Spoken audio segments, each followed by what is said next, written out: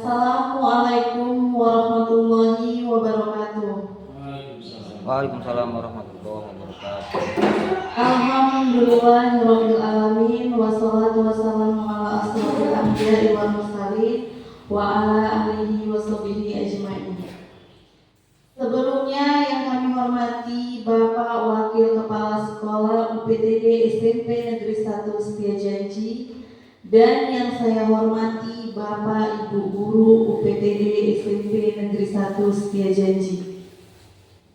Pertama-tama marilah kita panjatkan puji dan syukur atas kehadirat Allah Subhanahu wa taala yang memberikan rahmat serta hidayahnya sehingga kita bisa berkumpul di ruangan ini dalam rangka kegiatan sosialisasi budaya positif di sekolah. Selanjutnya langsung saja untuk mempersingkat waktu, saya selaku pembawa acara akan membacakan susunan acara pada hari ini. Susunan acara yang pertama adalah pembukaan dari saya sendiri.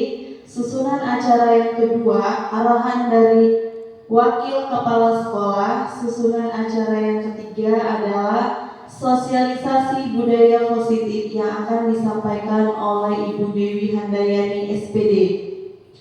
Dan acara yang terakhir adalah doa. Demikian susunan acara yang akan berlangsung pada hari ini. Langsung saja untuk mempersingkat waktu, acara selanjutnya yaitu doa yang akan dibawakan oleh Bapak Sapnil SPD MSI. Kepada Bapak saya persilahkan.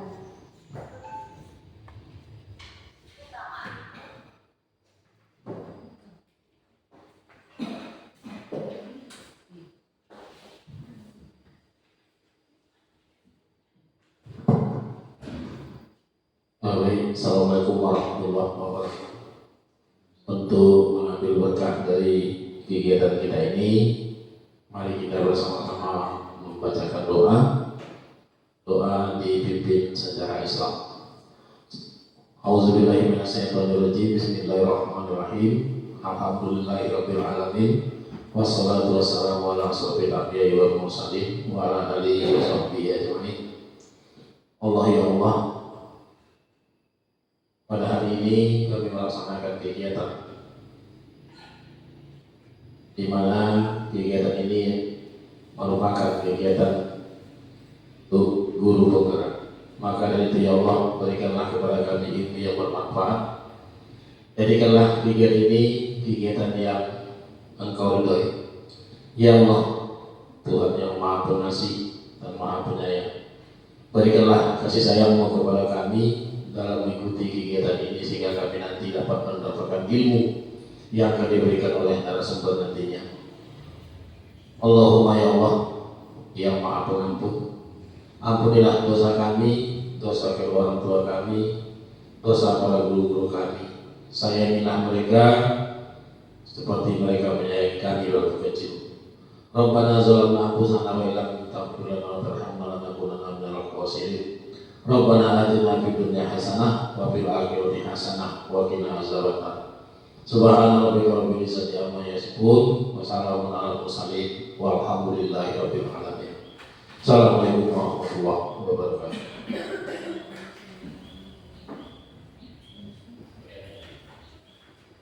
Terima kasih kepada Bapak Sapnil SPD MSI.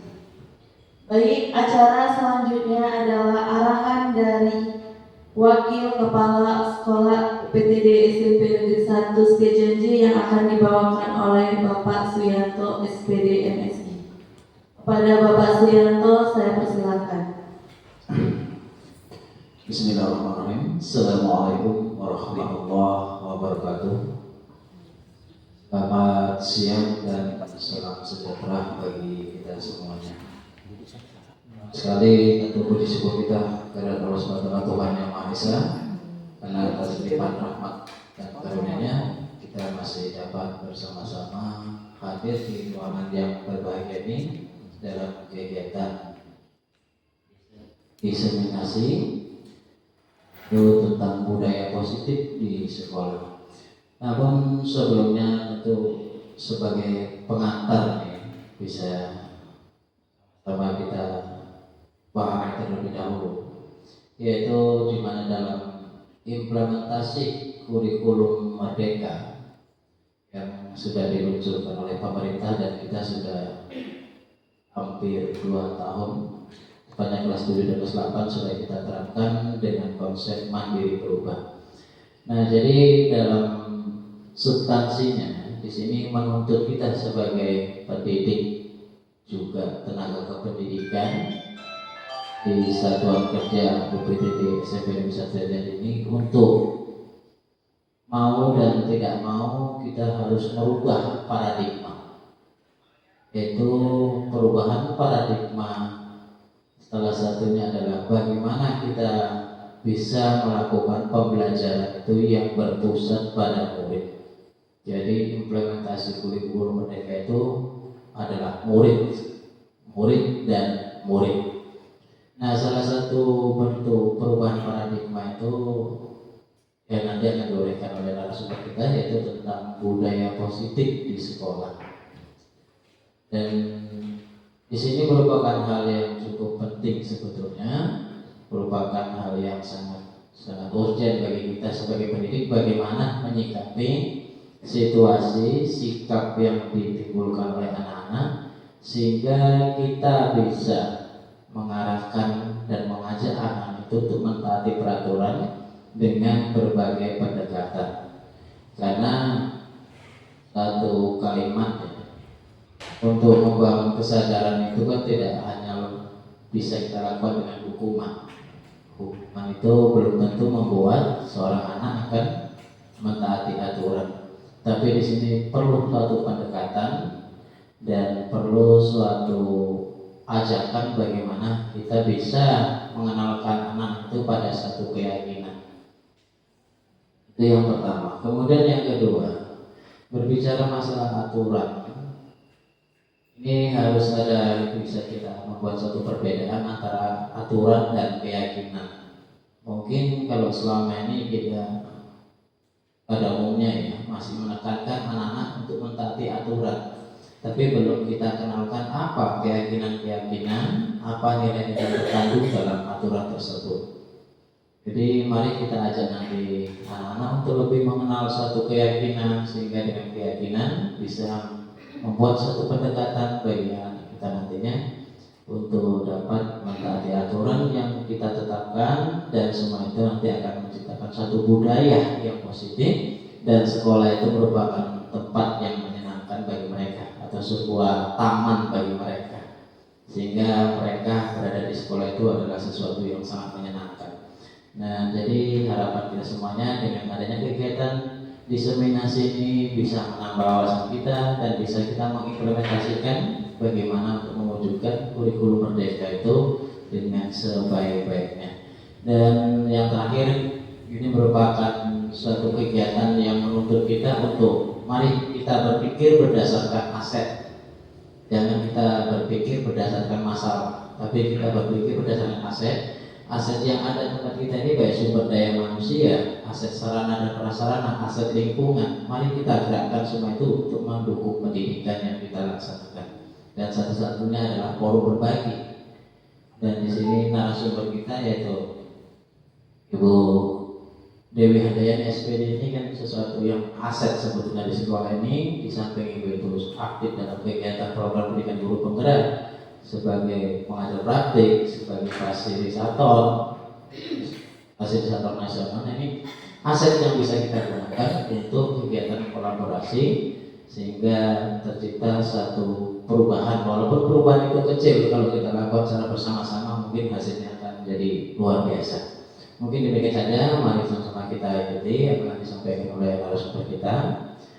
Dan jadi dengan ucapan Bismillahirrahmanirrahim, mohon kepada Allah Subhanahu Tuhan yang Maha Kuasa, kegiatan diseminasi budaya positif sekolah tepat pada pukul 11.12 resmi saya buka. Terima kasih atas partisipasi kepada Bapak dan Ibu semuanya, dan saya hadir dengan Allah. Assalamualaikum warahmatullahi wabarakatuh. Selamat siang. Terima kasih kepada Bapak Wakil Kepala Sekolah yang telah menyampaikan arahan. sosialisasi budaya positif di sekolah yang akan disampaikan oleh Ibu Dewi Handayani SPD. Kepada Ibu Dewi Handayani saya persilakan.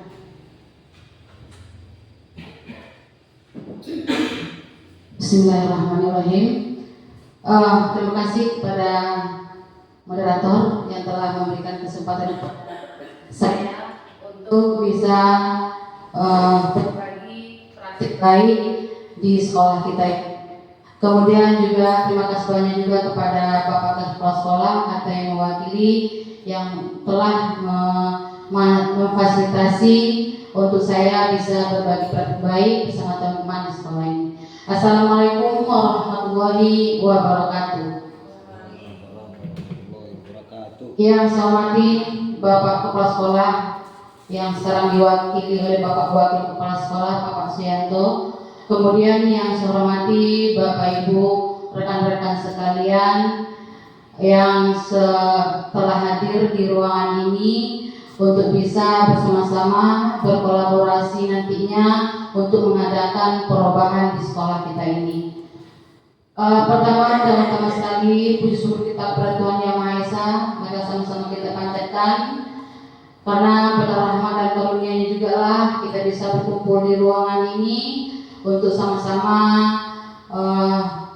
berkolaborasi bersama-sama berbagi praktik di sini untuk kemajuan, untuk peningkatan di sekolah kita ini. Sebagaimana tadi kata Bapak Wakil Kepala Sekolah, marilah kita berubah walaupun itu sedikit demi sedikit, lama-lama akan menjadi bukit dan akan sempurna. Baiklah Bapak Ibu sekalian, untuk mempersingkat waktu kita langsung aja. Yang mana acara kita pada siang hari ini yaitu diseminasi budaya positif. Nah, yang mana tujuan untuk kegiatan ini yang pertama kali adalah salah satu tugas kami yang telah ditetapkan bahwasannya guru penggerak itu harus bisa berpraktik baik, harus bisa berbagi, paling tidak berbagi dengan teman di sekolah apa-apa yang telah kami dapatkan. Jadi di sini saya sebagai pembawa materi, bukan orang yang pintar, bukan orang yang lebih tahu dari Bapak Ibu. Mungkin saat ini kita hanya ingin berbagi saja, mungkin kita ingin mengingatkan gitu. Mungkin di antara kita belum terbaca, mungkin di antara kita mungkin belum tahu. Jadi mungkin dalam kegiatan ini mudah-mudahan kita tahu dan ingat kembali apa-apa yang budaya positif yang akan kita terapkan di sekolah. Baik. Yang pertama kita langsung tujuan pendidikan. Nah, di sini di program guru penggerak itu dasarnya itu adalah filosofi dan prinsip-prinsip yang dituangkan oleh Bapak Ki Haji Dewantara, ya Bapak Pendidikan. Nah, di sini Pak KHD Ki Haji Dewantara, tujuan pendidikan itu adalah menuntun segala kodrat yang ada pada anak-anak agar mereka dapat mencapai keselamatan dan kebahagiaan yang setinggi-tingginya, baik sebagai manusia maupun sebagai anggota masyarakat. Oleh sebab itu, pendidik itu hanya dapat menuntun tumbuh dan hidupnya kekuatan kodrat yang ada pada anak-anak agar dapat memperbaiki lakunya, bukan dasarnya hidup dan tumbuhnya kekuatan kodrat anak. Jadi di sini Pak KHD ada beberapa filosofi, ada beberapa prinsip yang dituangkan oleh Pak KHD. Mungkin selama ini kita tahu bahwasanya mungkin kita masih berprinsip bahwasanya anak itu lahir bagaikan kertas yang putih. Kemudian kita seorang pendidik, kita seorang guru bebas untuk melukis di kertas putih itu. Ternyata menurut Pak Kade, anak itu lahir bukan kertas yang putih. Memang kertas putih, tetapi sudah ada di situ bahwasanya ada bayangan-bayangan garis di dalam kertas putih itu. Nah, kita adalah tugas kita apa? Menuntun anak itu untuk menimbulkan garis-garis yang yang belum nampak tadi, yang masih pura-pura.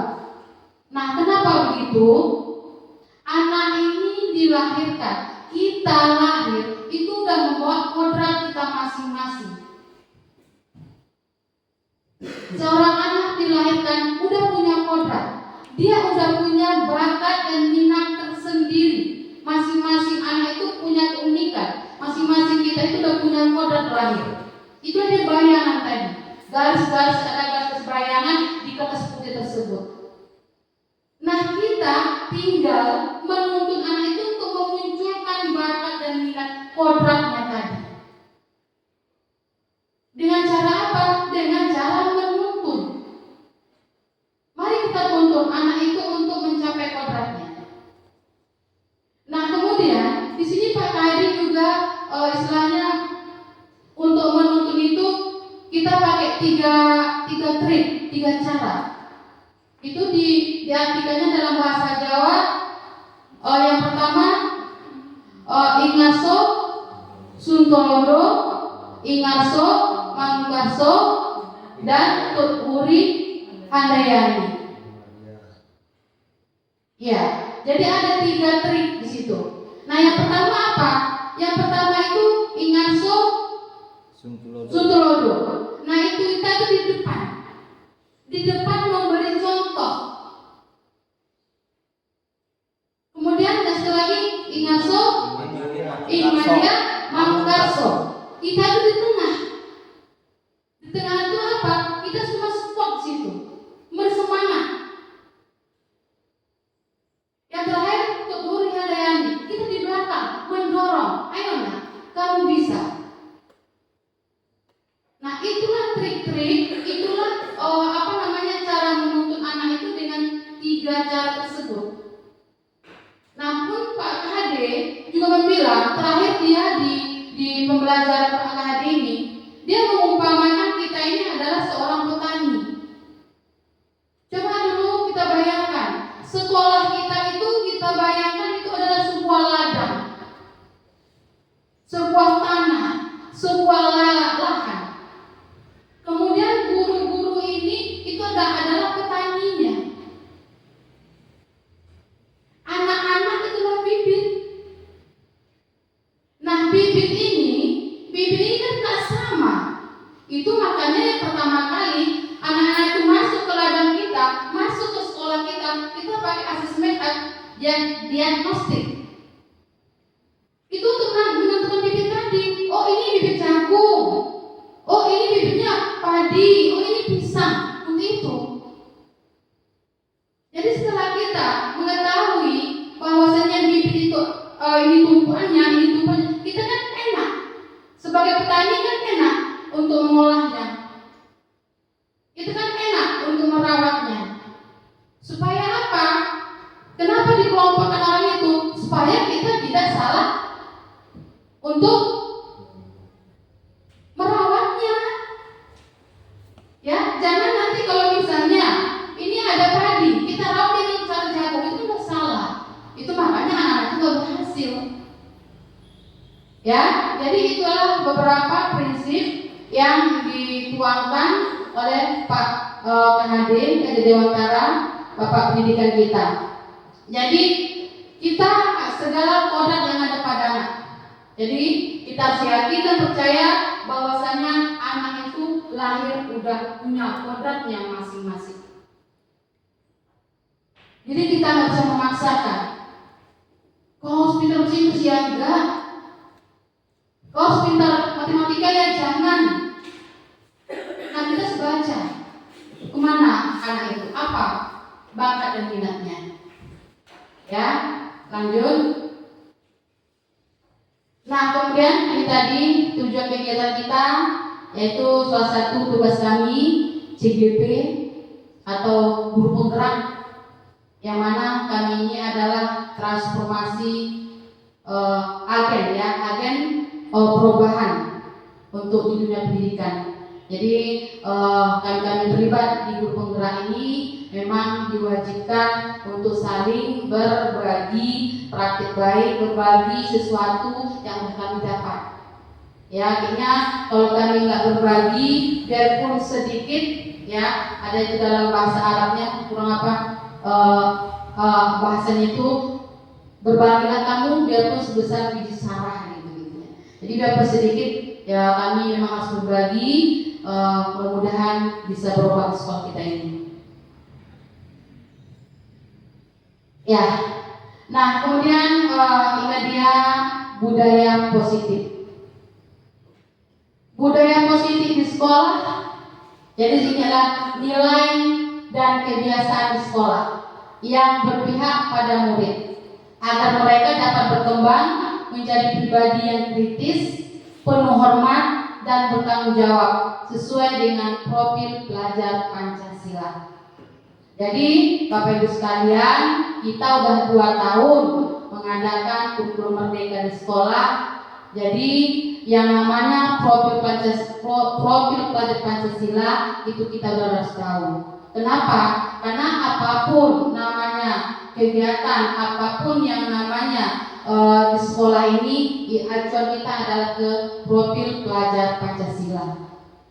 Yaitu yang pertama beriman dan bertakwa kepada Tuhan Yang Maha Esa dan berakhlak mulia, kemudian mandiri, gotong royong, berkebinekaan global, kemudian kritis, kreatif dan bernalar kritis. Itu ya. Jadi patokan kita yang 6 itu. Jadi kalau kita ingin perubahan di sekolah ini, yang 6 itu yang mana mau kita ambil? Ya, kalau kita ingin merubah visi kita, yang kita ambil yang mana dari yang 6 itu? Aku buatlah, misalnya aku kepengen membuat, ingin meningkatkan kreativitas anak melalui kegiatan ini. Jadi pedoman kita adalah profil pelajar Pancasila. Nah kemudian yang satu lagi yang kata kuncinya nilai dan kebiasaan. Jadi budaya positif itu ada suatu nilai budaya. Jadi kalau kita kalau kita logikakan segala sesuatu kebiasaan yang kita kerjakan terus menerus lama-lama akan menjadi sebuah budaya. Kebiasaan baik itu. Nah, saya kita biasakan apa? Kebiasaan kita misalnya setiap pagi adalah misalnya menyalami murid di depan kelas. Nah, itu kita lanjutkan terus. Kita lanjutkan selama menjadi sebuah budaya di sekolah kita ini. Budaya positif. Dengan kunci apa? Yang penting kita komit dan konsekuensi, dapat konsekuen. Komit itu kuncinya. Kalau satu nilai kebiasaan, kalau cuma sekali 2 kali kita kerjakan, itu nggak akan jadi budaya. Tapi kebiasaan atau nilai-nilai yang positif di sekolah ini, kalau kita terus kita laksanakan, itu malah menjadi budaya positif untuk kita.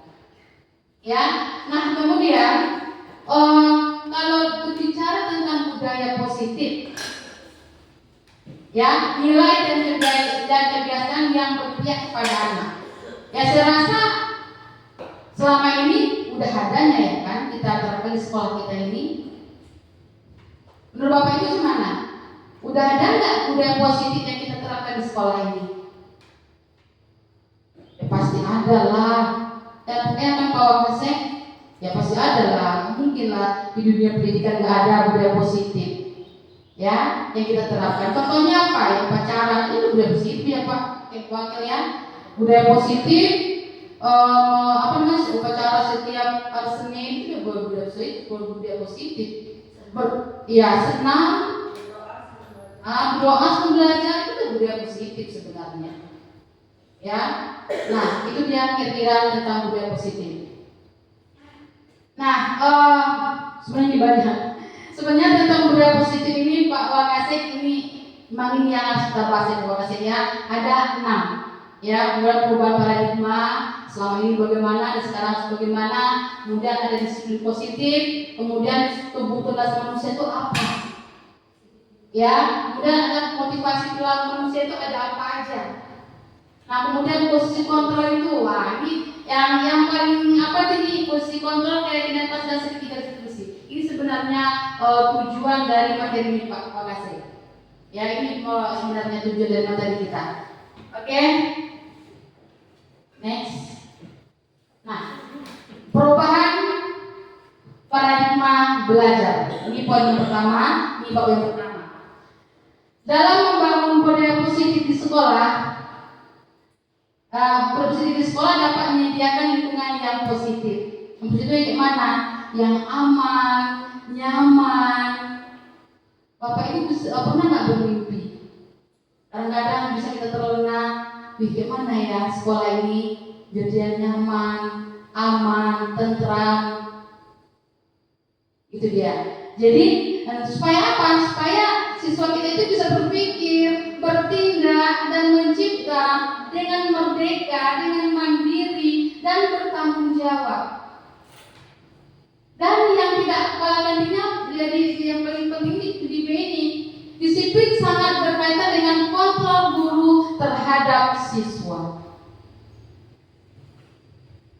Nah, selama ini disiplin yang kita terapkan pada anak itu pada umumnya siapa yang mengontrol? Siapa yang memerintah? Siapa yang membuat? Kita. Kita yang membuat disiplin itu. Nah, kalau kita yang membuat disiplin itu, ya anak itu secara mau tidak mau menerima. Kalau itu sesuai dengan hati dia akan menerima, dia akan berubah ke arah yang lebih baik. Kalau tidak, dia akan kembalikan dari itu, malah akan lebih. Kenapa? Biasanya disiplin yang kita buat itu dia larinya apa? Ke hukuman ya. Ya enggak? Disiplin itu memang lari ke hukuman. Lari ke hukuman. Nah, sebelum ada disinggung oleh Pak Wakasek, hukuman itu nggak boleh sebenarnya anak. Ya, disiplin misalnya, anak-anak tepat waktu datang ke sekolah jam 7.15 sampai di sekolah. Kalau enggak, nanti akan didirikan buat yang bendera. Kalau enggak, nanti anak-anak lari keliling lapangan. Itu disiplin kita buat. Itu bukan dari anak. Itu nggak akan ada efek jerahnya sama anak, tidak ada. Akan perubahan sama anak yang lebih baik perilaku tidak ada. Nah, sekarang untuk kontrol. Masing-masing kita ada sebuah kegiatan. Boleh kita umpamakan di kegiatan ini ada si A, si B. Yang si A, tugas Anda mengepalkan salah satu tangan Anda, kepalkan. Coba Anda bayangkan bahwa Anda menyimpan sesuatu yang sangat berharga di dalam kepala tangan Anda. Anda perlu menjaga benda tersebut sekuat tenaga, sekuat tenaga Anda. Kenapa? Karena begitu pentingnya untuk kehidupan Anda yang ada dalam genggaman tangan itu. Kemudian si B, dia mencoba dengan segala cara juga untuk membuka kepala tangan Anda. Boleh dengan membujuk, menghati pun boleh, mengintimidasi pun boleh, memarahi, menggoda dan segala macam cara. Coba masing-masing posisinya antara A dan B. Nah, si A, nah yang si yang kawannya bukalah. Maksud ya, buka. Begitu kok ya. Nah, kira-kira apa yang terjadi pada si A? Kira-kira apa yang terjadi pada si A? Si A membuka tangannya ada sesuatu yang berharga di sini tentang hidupnya. Si B memuji, menghadir. Kira-kira si A sama si A apa terjadi? Ya, si A akan mempertahankan. Ada kemungkinan nggak si A untuk membuka? Si A tergoda dari si B, kalau nggak dibuka di atas. Berarti ada dua kemungkinan. Ya, si A akan tetap mempertahankan genggam tangannya. Kenapa? Ada sesuatu yang berharga di situ.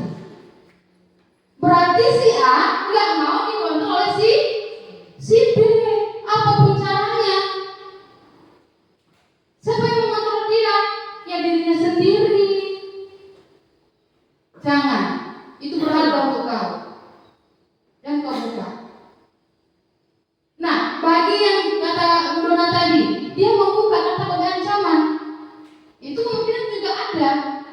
Kenapa? Itu yang terjadi. Kenapa? Karena dia dikontrol oleh si B tadi. Dengan cara apa? Ya, dengan cara menghukum, dengan cara mengiming-imingkan sesuatu. Itu dia. Jadi itu dia, kontrol itu ada yang datang dari diri sendiri, ada yang datang dari orang lain. Nah, kemudian masuk ke yang kedua, materi disiplin positif. Disiplin positif ini materi sebenarnya panjang dan lebar ya Bapak Ibu ya, tapi bagi saya cuma sekilas-sekilasnya aja Pak, karena kita bahas sejauhnya mungkin waktunya nggak cukup. Masuk ke poin yang kedua tentang disiplin positif. Disiplin berasal dari bahasa Latin yang artinya belajar. Nah, tapi dalam budaya kita, makna kata disiplin itu telah berubah menjadi sesuatu yang dilakukan seseorang pada orang lain untuk mendapatkan kepatuhan. Kecenderungan umumnya adalah menghubungkan kata disiplin dengan ketidaknyamanan. Contoh,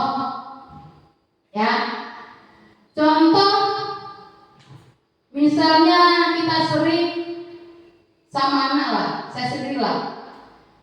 Kalau pagi-pagi itu anak saya berangkat ke sekolah, Dek, helmnya jangan lupa, nanti di simpang ada polisi.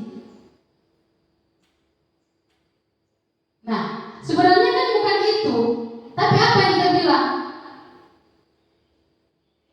Dek, helm jangan lupa untuk menjaga keselamatanmu, biar kau selamat, biar kau nyaman.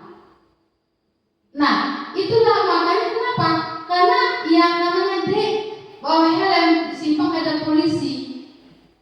Nah, itu berarti dia itu terpanggil, disiplinnya itu terpanggil, itu kan karena faktor dari luar, karena takut ada polisi,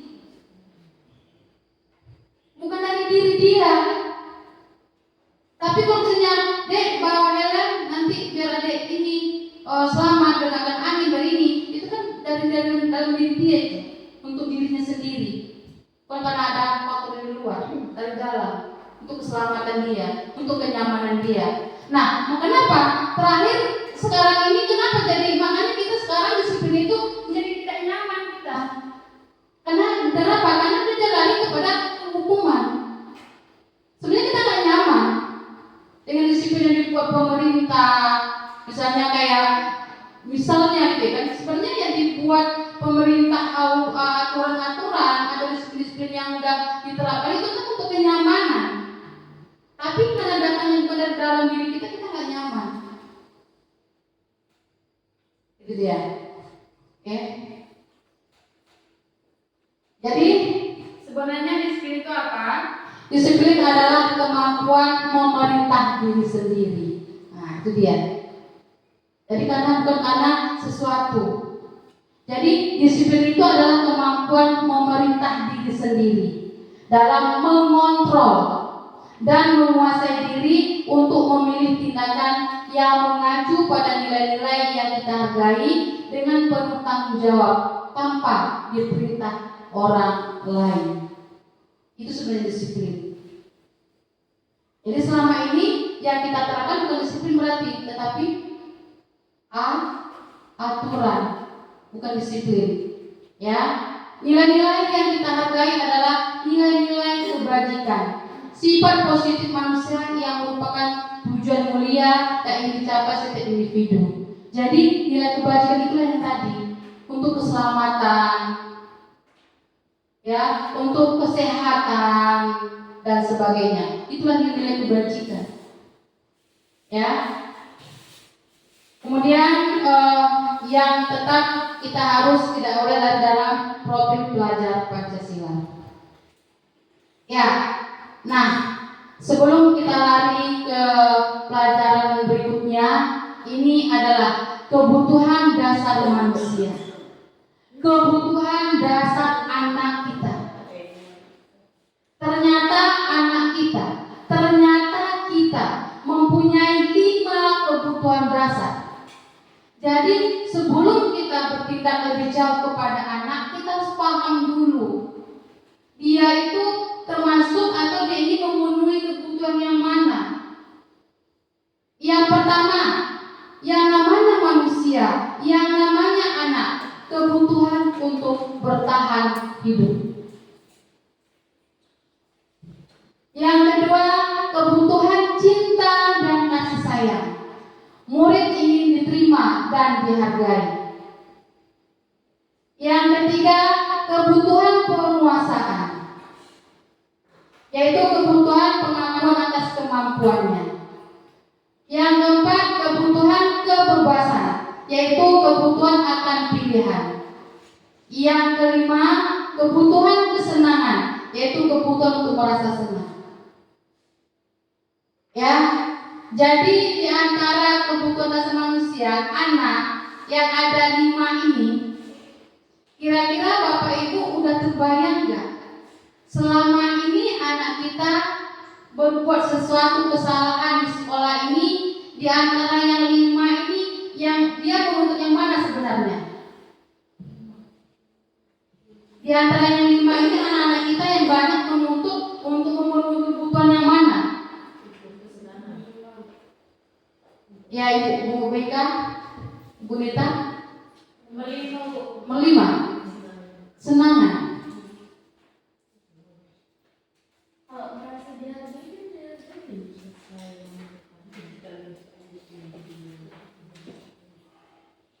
Yang lain ya, kebanyakan kan general ya, nggak semua masalahnya sama, tapi umumnya biasanya nomor 3 sama nomor 5. Nomor 3 sama nomor 5. Kebutuhan penguasaan. Berarti dia ingin menguasai lah, mengambil kemampuan. Akulah bagus, iya. Akulah bos di sini. Itu.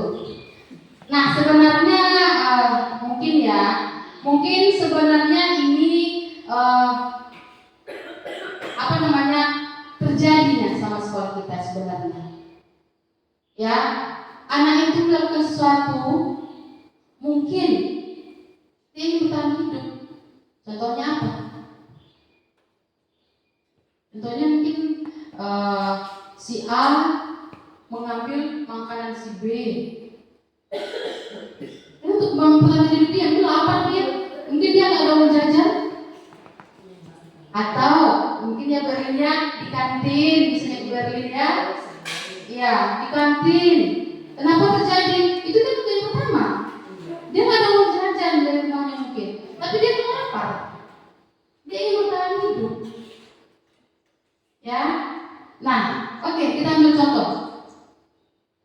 Nah, kita ambil contoh sini.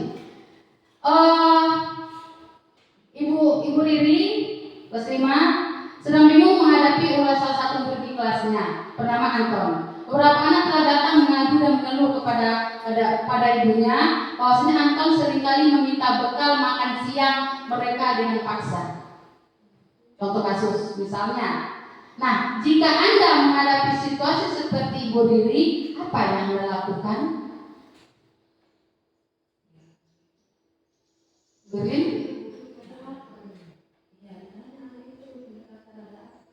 Ya, anak itu ditanya. Biar kita tahu tadi anak itu memenuhi yang 5 itu tadi. Kita panggil. lanjutkannya ke restitusi tadi ya. Nah kita panggil. Nah kemungkinan jawaban saya itu kan ada 5. Agus lapar dan orang tuanya tidak membawakan dia bekal makan siang. Itu kemungkinan pertama. Berarti dia memenuhi kebutuhan yang pertama. Nah kemudian teman aku jadi perhatian. Jadi dia butuh perhatian loh. Sebenarnya dia nggak lapar, tapi dia cenderung perhatian gitu. Jadi kalau misalnya aku ambil makanan kawanku ini kan diperhatikan guru, perhatikan kawanku. Nah gitu dia. Kemudian yang ketiga, dia merasa hebat. Nah ini sejago, Dia merasa hebat karena temannya kan sama dia, dan dia mengikuti semua keinginannya. Ada nggak? Ada. Ya. Yang keempat, aku merasa bosan dengan bekal yang dibawa orang tuanya. Ya mungkin orang tuanya cuma itu aja mungkin kan. Jadi dia pengen cari rasa yang lain gitu. Itu kebebasan. Dia ingin bebas. Nah, yang kelima, atau hanya iseng. Iseng ini pun ini lebih banyak. Bu Beka ya. Isengnya ini, kadang-kadang iseng. Ya dia senang nengok kawannya menangis, dia senang nengok kawannya merepet dan sebagainya. Nah, kita yang 5, ya, yang 5 kebutuhan dasar ini kita harus tanya dulu, kita harus mengetahui dulu dari seorang anak itu, baru kita bisa bertindak. Kau ambil makan si Aura misalnya. Iseng bu, aku senang aja nih Pak. Berarti kan tetap bertindak. Kalau begini berarti ini tindakan kita. Tapi kalau misalnya cuman lagu mamaku nggak masak dari pagi bu, jadi aku lapar. Kadang-kadang mau jajan, paksa lagu ambil makan dia bu. Kita tahu juga apa solusinya lagi gitu. Nah itu penting kita harus mengetahui 5 kebutuhan dasar manusia. Ya. Nah di sini ada teori motivasi perilaku manusia. Jadi di sini seorang manusia, anak atau guru, sebenarnya ada 3 motivasi kita untuk melakukan sesuatu. Ya, yang pertama untuk menghindari ketidaknyamanan atau hukuman. Yang kedua untuk mendapatkan imbalan atau penghargaan dari orang lain. Yang ketiga, untuk menjadi orang yang mereka inginkan dan menghargai diri sendiri dengan nilai yang mereka punya. Ya, pada saat sekarang ini, Bapak Ibu berkumpul di ruangan ini, saya maunya motivasinya yang ketiga.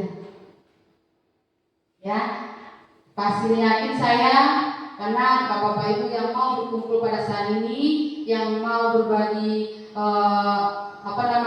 berbagi sesuatu di ruangan ini, itu adalah orang-orang yang nomor 3. Orang-orang yang untuk menjadi orang yang mereka inginkan dan menghargai diri sendiri dengan nilai-nilai yang mereka punya. Jadi bukan karena takut sama Pak Wakasek, karena tadi pagi tadi malam Pak Wakasek juga sibuk memberi penguatan, Bapak Ibu yang lupa ya besok gitu. Itu kan berarti itu karena tidak nyaman sedang sama Pak Suyanto, jangan kayak gitu. Nah kemudian karena imbalan atau penghargaan gitu, jangan karena imbalan atau penghargaan, maunya yang ketiga. Kenapa? Karena motivasi itu adalah dorongan yang timbul pada diri seseorang secara sadar atau tidak sadar untuk melakukan suatu tindakan yang tujuannya tertentu. Nah, motivasi itu ada yang sifatnya eksternal, ada yang motivasi internal. Ya, ada yang motivasi itu dari luar dan ada yang dari dalam. Berarti yang nomor 1 dan yang nomor 2 itu motivasi yang mana? Yang nomor 1 yang dengan nomor 2 itu motivasi yang eksternal atau internal? Eksternal. Karena motivasi itu datang dari luar. Ya. Karena kita datang dari luar, karena takut sedang apa kepala sekolah, kemudian karena ada sesuatu, itu kan dari luar, gitu dia.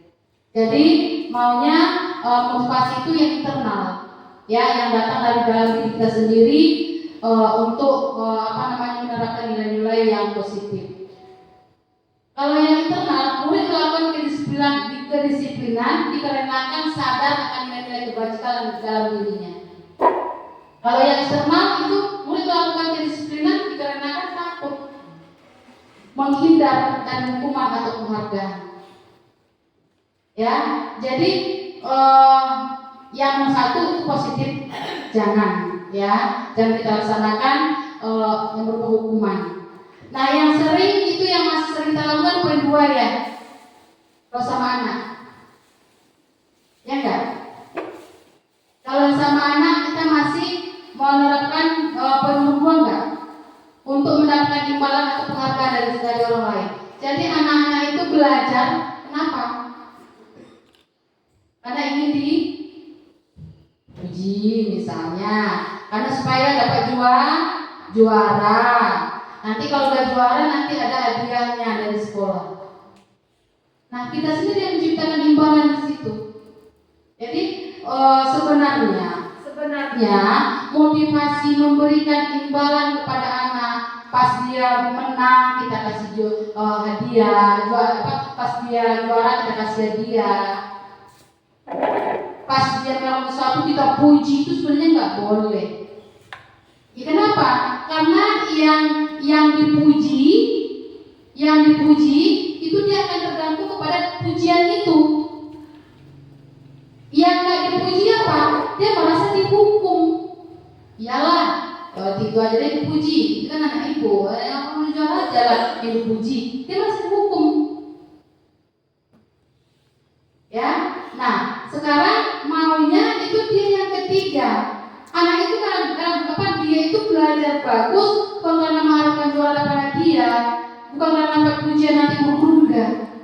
Memang aku harus pintar, aku harus berhasil. Berarti itu udah ada dalam diri dia. Ya, jadi sekali lagi motivasi itu ada 3. Ya, jangan karena takut dihukum anak itu. Dia datang di sekolah karena bukan takut hukuman. Kemudian dia datang ke sekolah karena dia dipuji, wih rajin kau ya, oleh pelajaran di sekolah ini mbak. Jangan itu juga. Tapi memang maunya kita harus menuntut anak itu untuk bisa menerapkan motivasi yang ketiga. Dia datang ke sekolah itu untuk apa? Ya untuk dirinya sendiri. Supaya apa? Supaya dia tidak ketinggalan pelajaran. Itu maunya. Tanamkan. Nah, kemudian konsep disiplin dengan pendekatan restitusi. Apa itu restitusi? Restitusi itu sebuah cara atau proses untuk menanamkan disiplin pada anak.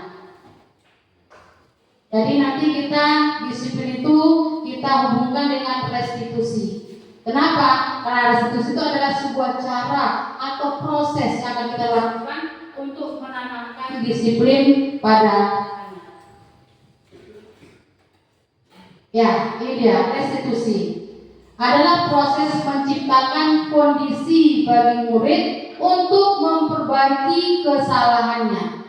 Jadi bukan untuk menghukum dia, tapi untuk memperbaiki kesalahannya. Sehingga murid bisa kembali kepada kelompoknya, malah dengan karakter yang lebih kuat. Jadi nanti kita menggunakan restitusi ini, itu adalah suatu proses untuk mengembalikan anak. Jadi kalau misalnya kita dalam melakukan proses seorang anak itu, ya, nah ini tujuannya apa? Tujuannya supaya anak ini pede kembali. Yang sering terjadi kan enggak, anak-anak itu kalau misalnya apalagi masalahnya agak tingkat tinggi lah ya, agak tingkat tinggi misalnya masalahnya. Nah, dengan cara kita memanggil dia, dengan cara kita memberikan pengarahan kepada dia, yang terjadi apa? Dia enggak pede lagi kembali di kelompok dia. Malah cara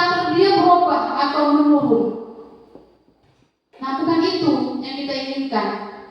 Tapi dengan metode ini yang kita harapkan apa? Supaya anak itu nanti bisa kembali ke kelompok dia dan malah meningkatkan karakter yang lebih kuat. Jangan membuat anak itu merasa bersalah, jangan. Jangan buat anak itu merasa dihukum, jangan. Itulah nanti kalau anak itu merasa dia dihukum, kita buat anak itu merasa dia bersalah, itu nanti tidak akan ini. Dia akan tidak pede lagi kepada kelompok dia. Malah karakter dia akan anjlok. Oke. Nah, ciri-ciri segitiga restitusi: menguatkan pada fokus, menguatkan dan fokus pada solusi.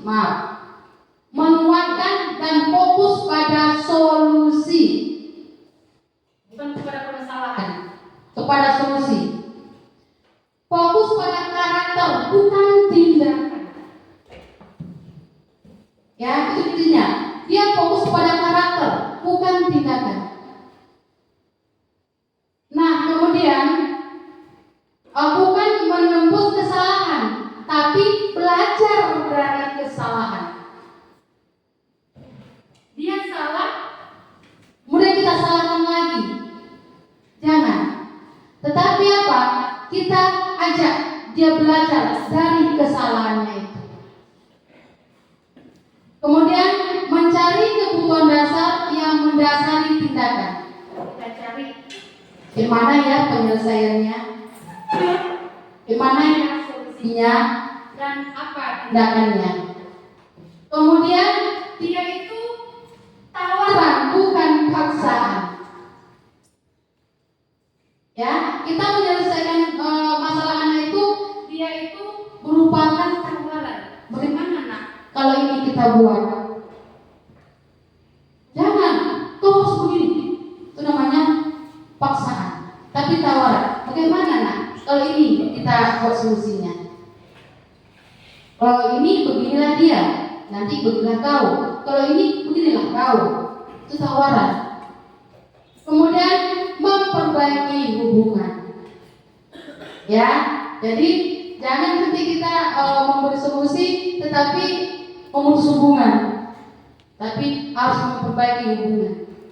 Kemudian menuntun untuk melihat ke dalam dirinya. Ya, siapa kau? Mana kau? Itu adalah ciri-ciri segitiga restitusi. Nah, di sini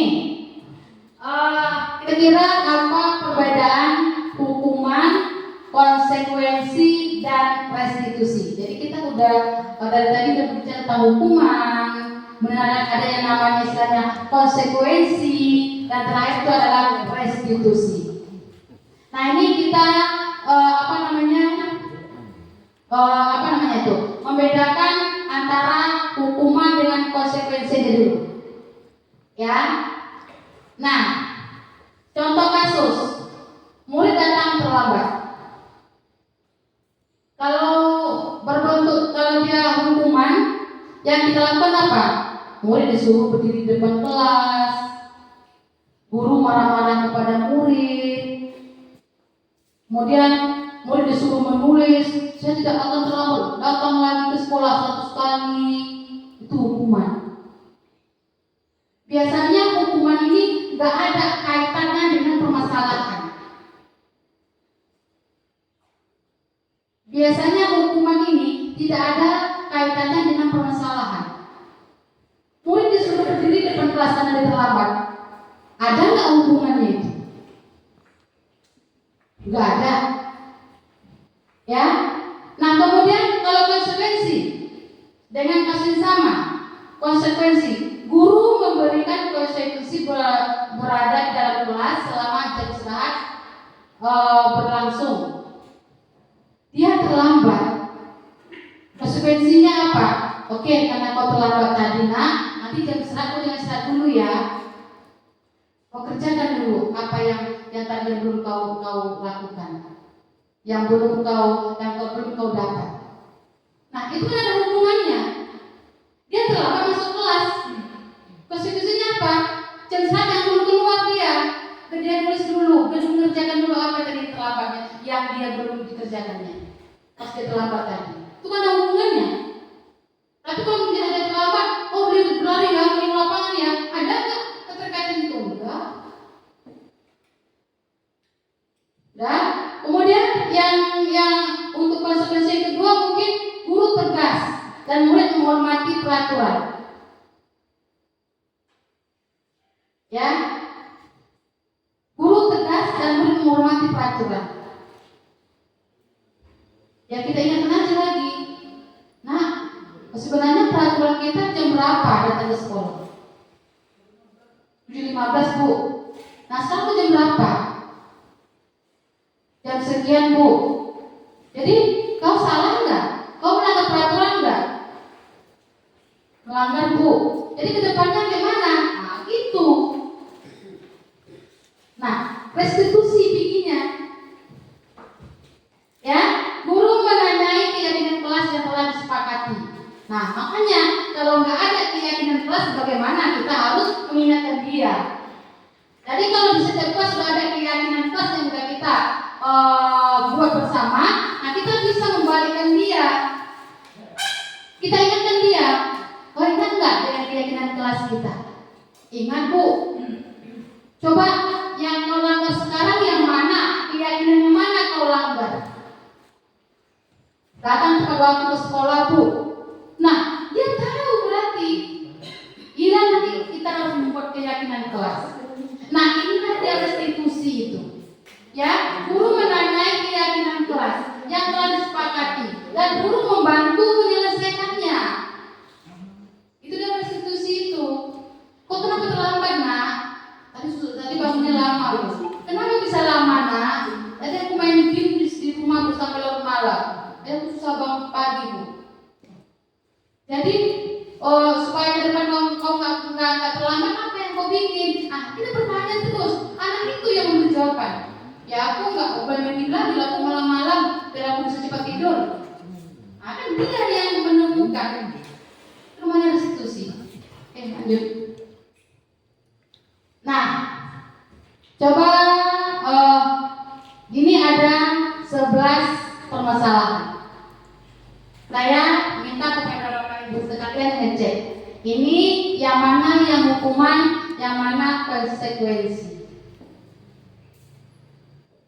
Digoreng aja di lembar. Yang mana hukuman, yang mana konsekuensi. Silakan. Boleh sambil disambi. Ya.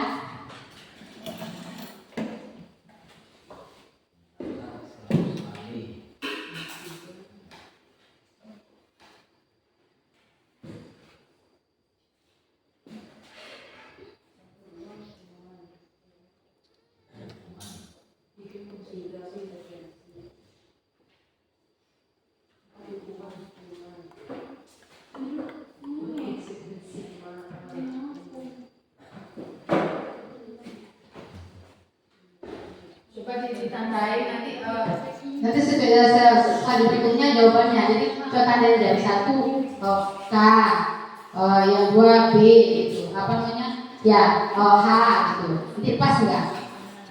Kalau udah pas berarti kita udah paham.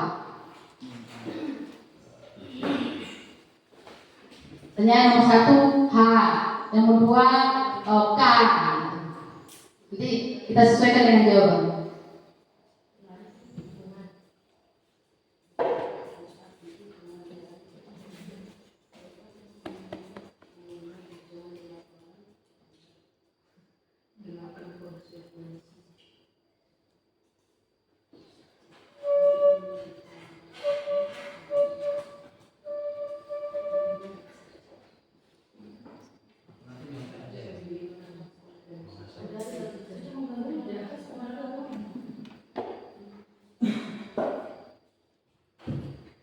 Next, kita tengok. Ya.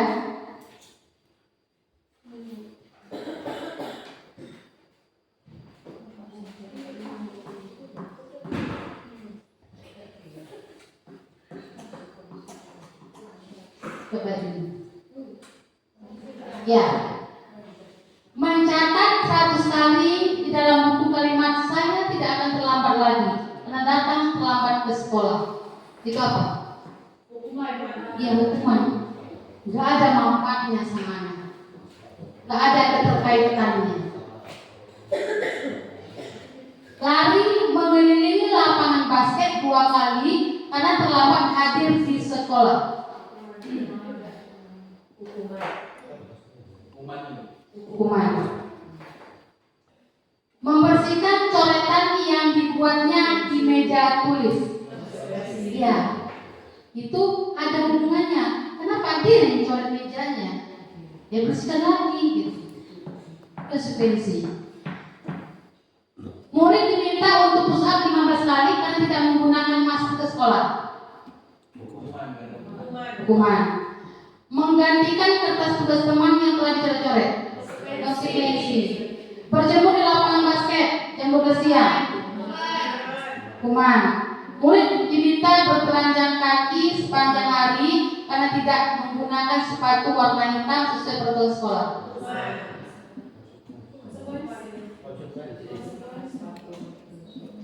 Ada nggak keterkaitannya?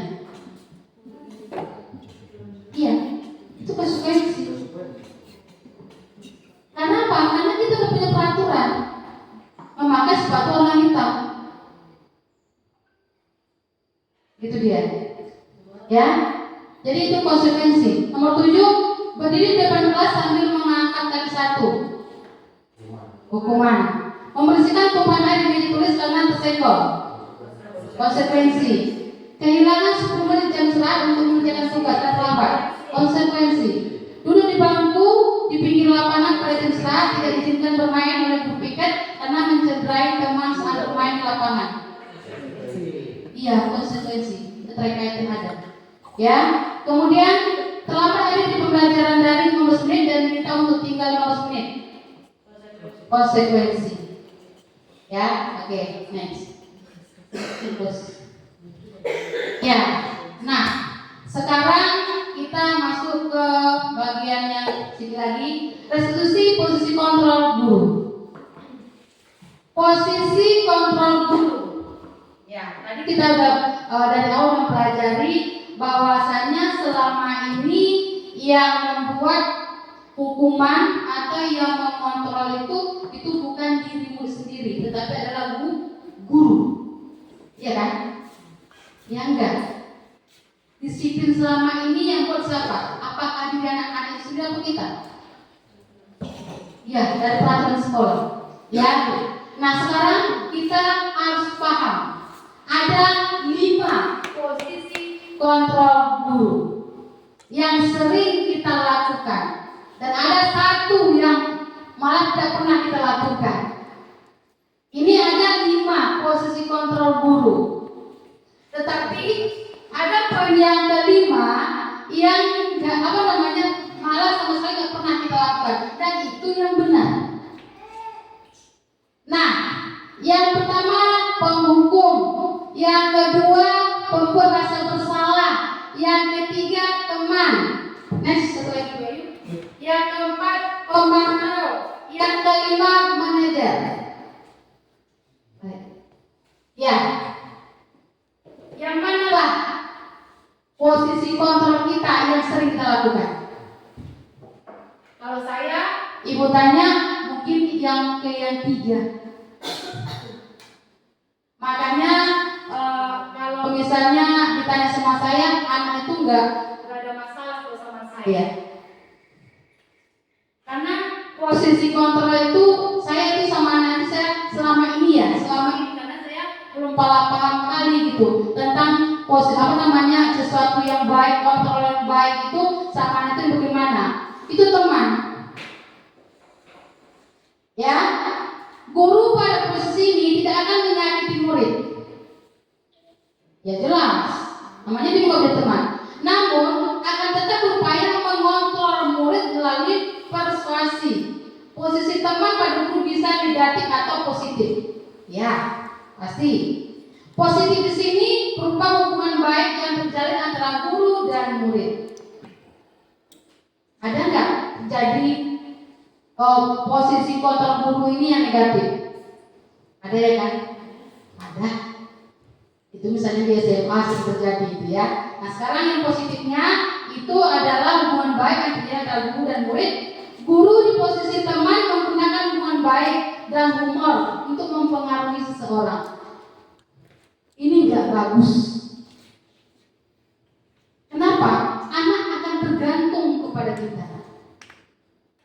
Dia hanya baik sama kita.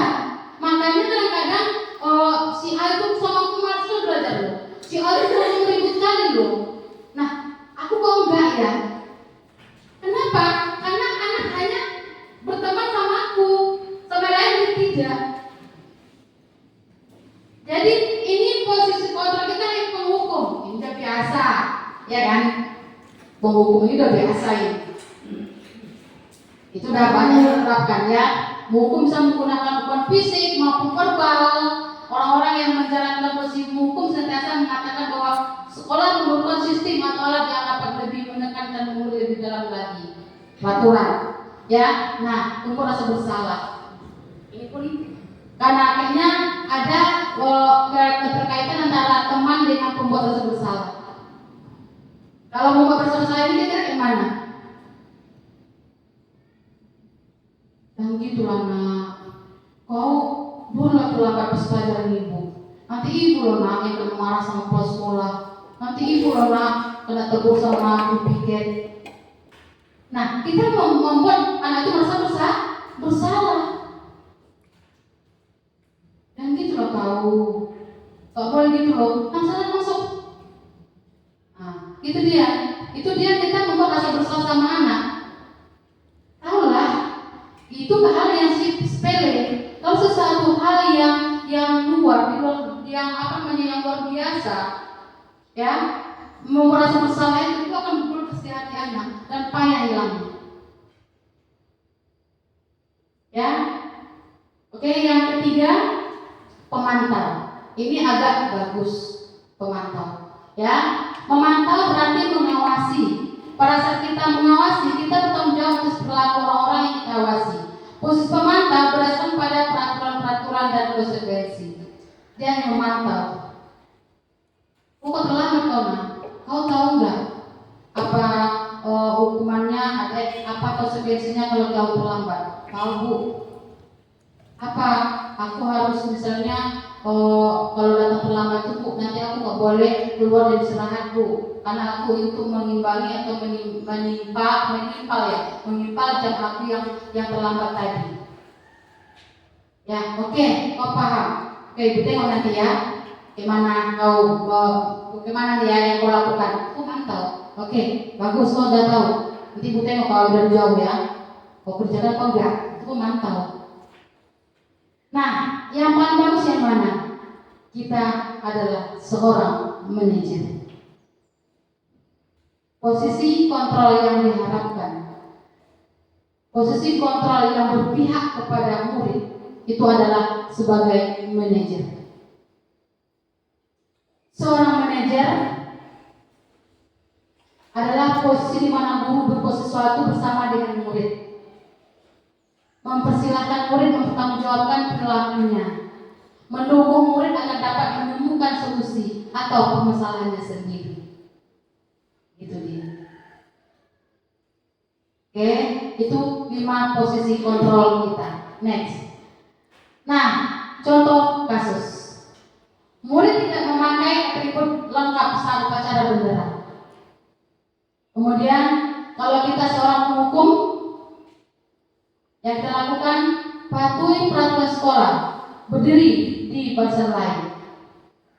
Itu kita sebagai penghukum di sini. Tapi kalau kita berapa kali dibilang sama kau nak, ibu kecewa kali sama kau, itu membuat rasa bersalah. Kemudian kau lagi, jangan gitulah. Ayo senang gabung sama kawan kau.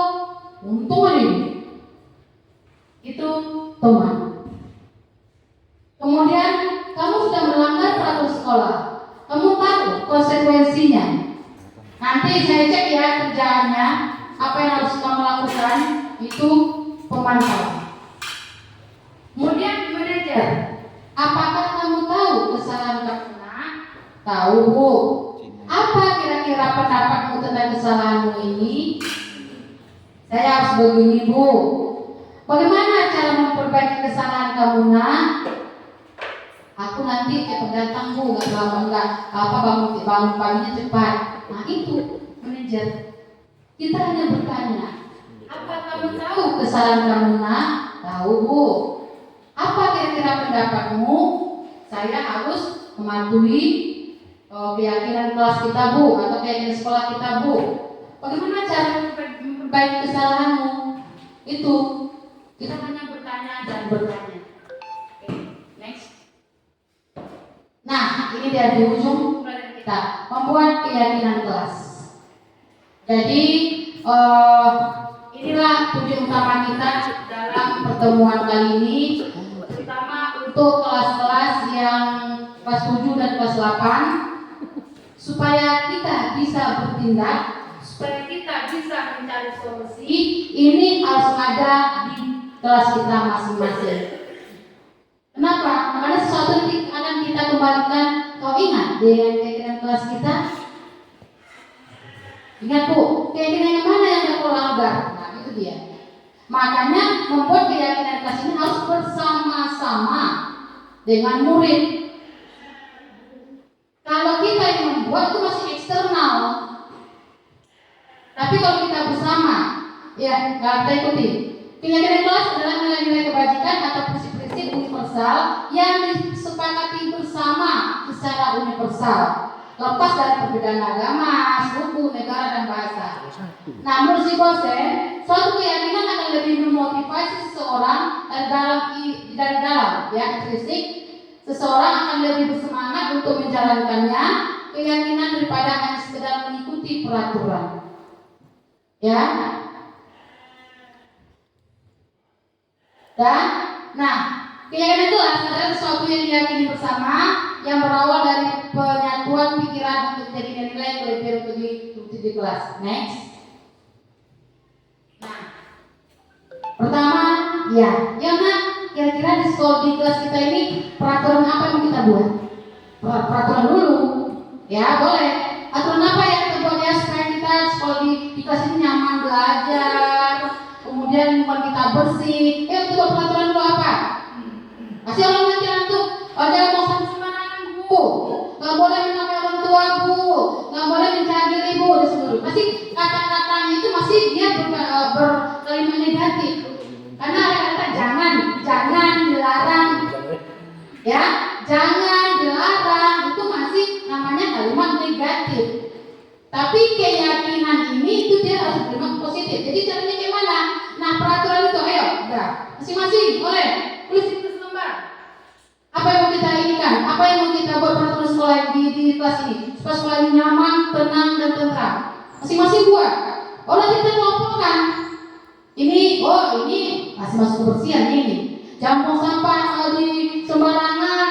Kemudian harus pikir harus mengerjakan tugas. Nah kita kelompokkan dia.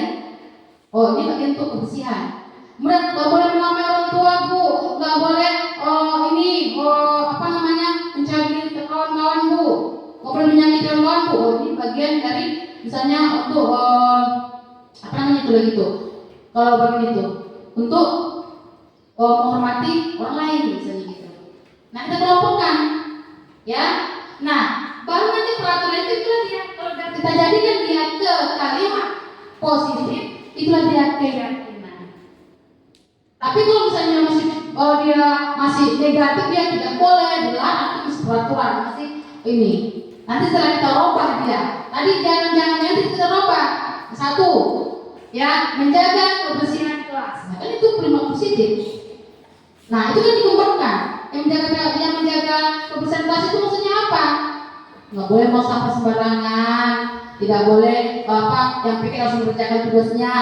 Itu kan peraturan terakhir. Jadi keyakinan. Nah keyakinan ini kalau sudah diterapkan anak-anak, kalau udah kita setiap hari setiap saat kita ingatkan kepada anak, itu akan tercipta lingkungan positif di dalam kelas. Lingkungan 71 udah positif, lingkungan 72 udah positif. positif dan semua udah positif, maka terciptalah yang namanya budaya positif di sekolah. Awalnya di kelas dulu dari peraturan tadi. Jadi peraturan selama ini mungkin Bapak Ibu udah menerapkan di kelas, buatlah dalam bentuk keyakinan. Oke, next. Sekali lagi. Ya. Nah, ini dia perbedaan peraturan dan keyakinan dan memahami peraturan kembalikan barang ke tempatnya. Itu peraturan. Kalau keyakinan apa? Itu tanggung jawab. Harus menjadi Siswa yang bertanggung jawab. Nah, lagi dilarang mengganggu orang lain. Nah, itu keyakinannya apa? Menghormati orang lain dan diri sendiri. Itu dia. Kemudian peraturan hadir di sekolah 15 menit sebelum pembelajaran dimulai. Keyakinannya komitmen dengan tujuan atau dengan dengan peraturan sekolah sebagainya. Itu ya, itu contohnya. Oke, next. Nah, pembentukan dari kelas. Tadi sudah saya singgung. Pertama, silakan anak-anak, anak-anak buat menurut kalian apa yang harus kita lakukan di sekolah ini supaya kita belajar nyaman, tenang, tentram dan sebagainya. Kemudian suruh anak-anak membuat tugas kecil, kemudian kita kumpulkan dan kita pos-poskan dia, kita berkelompok-kelompokkan dia, kita jadikan sebuah keyakinan. Ya, nah ini segitiga restitusi. Ini terakhir. Segitiga restitusi ini kita akan melakukan 3 tahap. Ya, ini segitiga restitusi adalah proses menciptakan kondisi bagi murid untuk memperbaiki kesalahannya. Jadi suatu proses cara menyelesaikan masalah. Yang pertama itu namanya next, Bayu. Ya, ini dia. Segitiga restitusi ini dia. Yang pertama, menstabilkan identitas. Yang kedua, validasi tindakan yang salah. Yang ketiga, menanyakan keyakinan kelas. Langkah yang pertama, menstabilkan identitas. Boleh salah satu kalimat yang boleh Bapak Ibu tanyakan semangat situ. Untuk menstabilkan identitas, tidak ada manusia yang sempurna. Ya, apa yang aku lakukan? Aku tadi menonjolnya loh Bu. Loh, kayak gitu kenapa? Begini Bu. Iya, kita buat. Memang manusia ini nggak ada sempurna loh nak. Kalau ibu pun di posisi tahu, mungkin ibu akan berbuat seperti ini juga. Nah itu dia. Itu kita menstabilkan dulu identitasnya. Ya, atau setiap orang pernah melakukan kesalahan loh nak. Kita tahu aja. Itu kalimatnya. Salah satu kalimatnya. Kita stabilkan dulu. Dan, mulai setelah stabil terangkat, validasi tindakan yang salah. Kita validasi tindakan anak saya tadi. Kamu tentu punya alasan. Ya ibu tahu. Kau berbuat itu pasti ada alasan. Iya Bu, begini. Atau ada nggak cara yang lebih efektif? Ya. Yang ketiga, menanyakan keyakinan kita.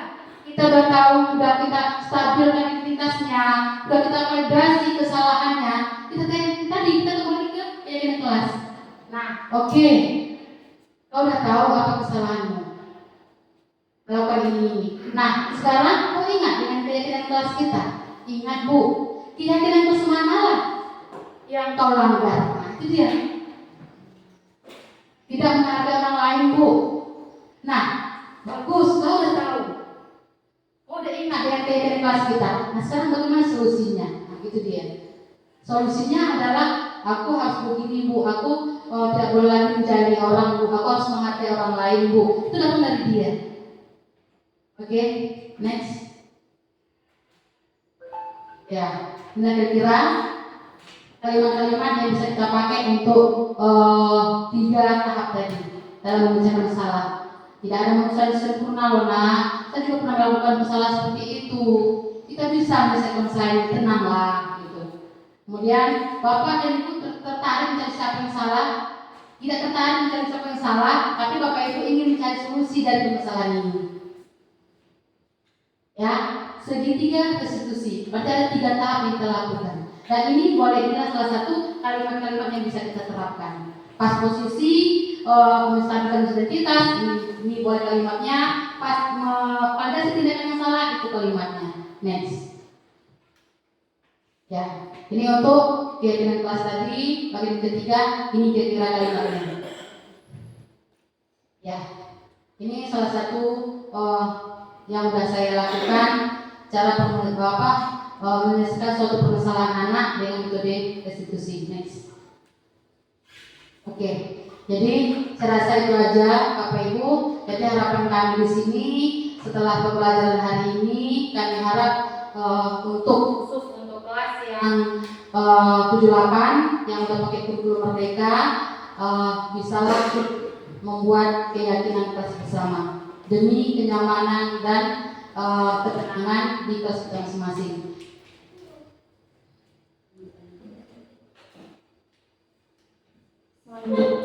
Selanjutnya akan saya buka sesi tanya jawab mengenai sosialisasi budaya positif di sekolah. Yang ingin bertanya, saya persilahkan.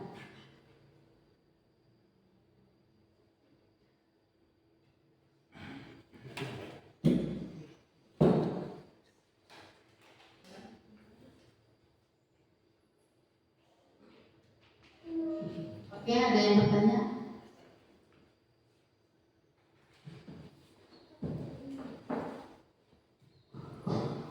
Sedikit ya, Ibu Ara Sembani, pemaparan materi yang sangat luar biasa dan sesuatu yang baru yang kami rasakan, pengalaman yang baru, pengetahuan yang baru dan hal yang baru.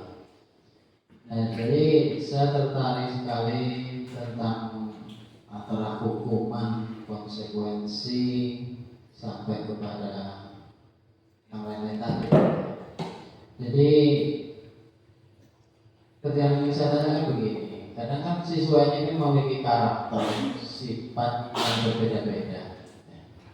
Kadang ada yang bisa menerima sesuatu itu walaupun itu berbentuk hukuman. Misalnya ada yang bisa yang menerima seperti itu.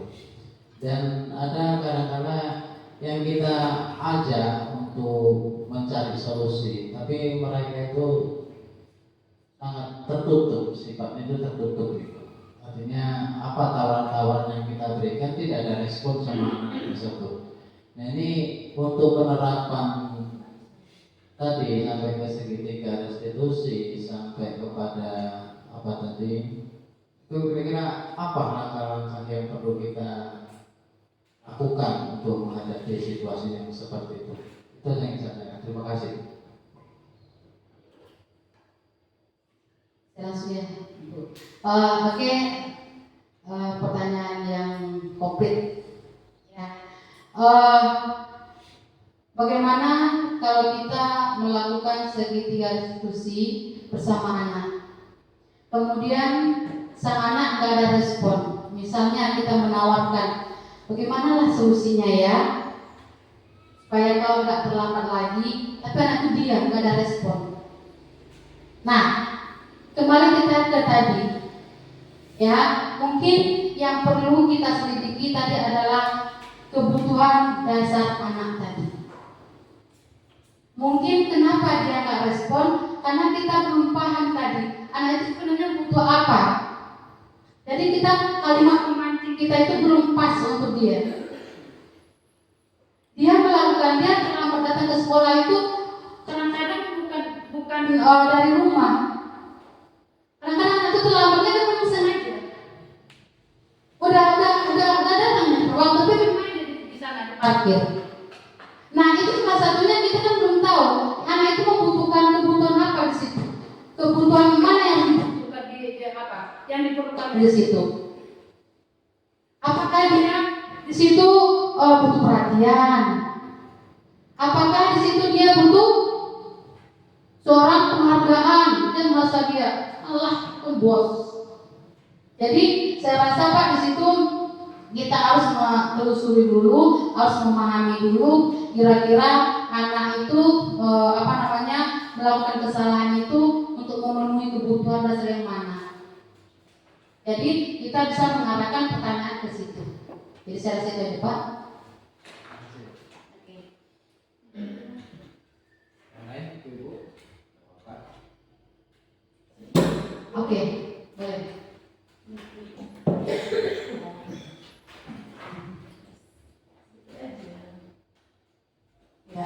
Terima kasih.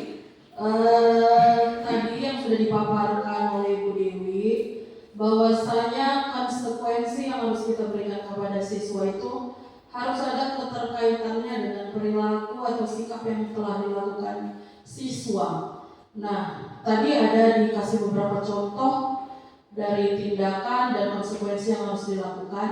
Nah, mungkin saya pribadi mungkin tidak tahu dengan teman yang lain, saya masih butuh lebih banyak lagi ide-ide untuk memberikan konsekuensi yang tepat kepada siswa, karena memang selama ini mungkin kita hanya kasih hukuman dan nyatanya mungkin sebagian besar tidak berjalan dengan baik ya. Jadi mungkin nanti selanjutnya dari Bu Dewi mungkin akan dikasih arahan atau langkah-langkah bagaimana untuk memberikan konsekuensi yang supaya tepat sasaran begitu langsung dengan perilaku atau sikap yang telah dilakukan siswa. Itu aja. Terima kasih Bu. Sedikit Ibu Wita, memang konsekuensi itu memang kalau bisa ada keterkaitannya dengan tindakan yang dilakukan anak.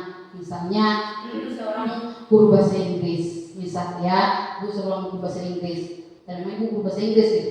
Jadi kalau misalnya anak-anak ada melanggar sesuatu atau berbuat kesalahan sesuatu, Ibu boleh mungkin gini, coba dulu kau berhitung ke bahasa Inggris sampai 10 gitu. Jadi dia ada keterkaitannya dengan kita. Gitu. Jadi kalau misalnya belum masuk, kau belum masuk, lagi dulu, itu kan nggak ada manfaat, nggak ada keterkaitannya gitu. Jadi cari-cari yang simpel-simpel aja. Tanya kayak PPKN, coba baca undang-undang dulu, atau baca dulu Pancasila, nah gitu dia. Maunya apa namanya konsekuensi itu kayak begitu dia. Jadi tadi saya rasa silakan Mbak Yu. Demikianlah acara kita kali ini. Terima kasih kepada Ibu Dewi Handayani. Semoga apa-apa yang sudah disampaikan oleh Ibu Dewi Handayani menjadi ilmu yang bermanfaat untuk kita semua. Akhir kata dari saya sebagai moderator, billahi taufiq wal hidayah. Wassalamualaikum warahmatullahi wabarakatuh.